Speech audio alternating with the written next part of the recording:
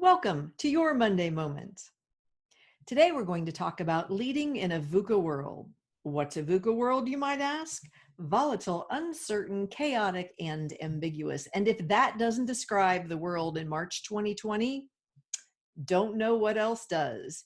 If you happen to hear rumblings and thunder, I'm not going to edit that out because I think it's a great soundtrack for a rare gully washer we're having in the desert, underscoring the volatility of the world. So how do you become a steadying influence? Whether you're in a leadership position or not, you have the ability to lead and influence. Here's a model that I use with my corporate coaching clients, most of whom are director level and above in large corporations. So they're dealing with a lot of volatility, uncertainty, chaos, and ambiguity. Right now, especially. Markets are going crazy, supply chains are interrupted, events are being canceled. So how do you not go into despair?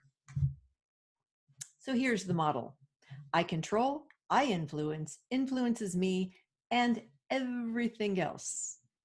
And our attention, there's so much competing for our attention in everything else, whether it be media, news cycles, misinformation, good information, up to the minute, momentary updates of the volatility that's happening in the world.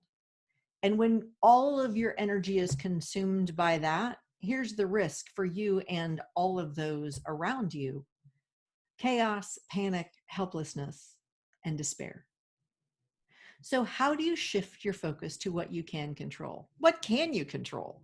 Well, thoughts, behaviors, choices, and actions. So when you choose how you're going to think, you choose how you're going to behave and show up, also known as leadership presence, you consciously make choices that drive actions, you're going to be a steady leader or not. There's so much information right now about the physical health and maintaining our physical health, from hand washing to distancing to working from home to very practical things given the current state of affairs. It's not always going to be like this, but the world's always going to be a VUCA world, has been since the beginning of time.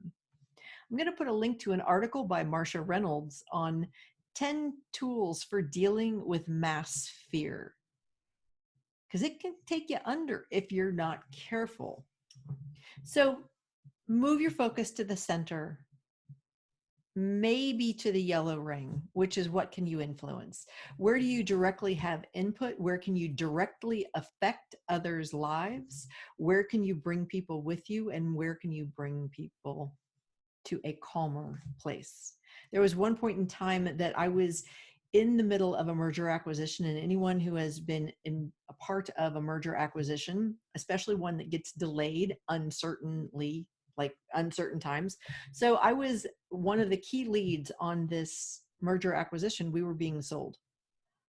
I had more questions than I had answers, had more doubts than I had certainty, but yet I needed to, while I had no idea what was going to happen to my job, my life, my world, etc., I still had to be a steadying front. I had to be the one who listened to people, got their concerns, tried to calm them down, find as much information as we could, create a path forward, because the sale had to happen. And there was a lot of complexity in that sale. Was it perfect? No. But I was very intentional about how I showed up, the thoughts, the behaviors, the choices, and the actions. It's a great learning experience. VUCA world can be the greatest teacher you ever have. So how about you? How can you be a steady leader in the middle of the storms? Put your comments below. If you haven't yet done so, please like, share, and subscribe, and spread the word for these Monday moments. Until next time.